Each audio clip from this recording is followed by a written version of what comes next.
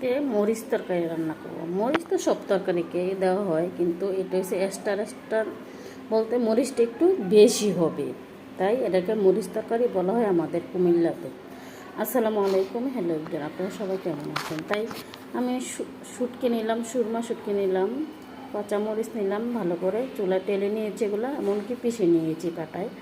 তারপর চুলার মধ্যে এগুলো দিয়ে সব কটা মশলা, পেঁয়াজ আস্ত কুচি কুচি করে দিয়েছি, হলুদ মরিচ যা যা লাগে মরিচ দিয়েছি, গুঁড়ো মরিচও দিয়েছি, কারণ এটা একটু ঝাল হবে। এগুলো হচ্ছে আস্ত রসুন পেঁয়াজ এটা একটু বেশি দিব আমি, কারণ এটা খেতে অনেক ভালো লাগে। এমনকি সিমের বিচি দিয়েছি, সিমের বিচিটা আগে আমি ভিজিয়ে রেখেছিলাম।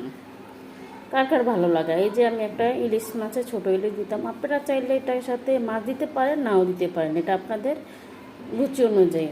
আর অন্যান্য মাছ দিলেও দিতে পারেন, যে এই মাছ দিতে হবে তা কোনো কথা না, আপনারা অন্য মাছ দিতে পারবেন। এই যে শুটকিগুলো দিয়ে দিলাম, শুটকি মাছগুলো দিয়ে এই মাছটা উঠেই আমি এখন এটা কাটা বেছে নেব, কারণ এটা কাটা তো বেশি দিলে কাটাগুলো খাওয়াইছি, কাটা বাচ্চা দিয়ে দিলাম। এই যে দেখতে কেমন হয়েছে আমার রান্নাটা অবশ্যই আমাকে জানাবেন। অনেক মজা হয়েছে, এটাতে আপনি অনায়াসে 2 প্লেট ভাত খেতে পারবেন, যারা খাইতে পারে আরও বেশি খেতে পারবে। আমার তো অসাধারণ লাগছে, অবশ্যই একদিন এভাবে রান্না করে দেখবেন, দেখতে কেমন হয়েছে সবাই আমাকে কমেন্টে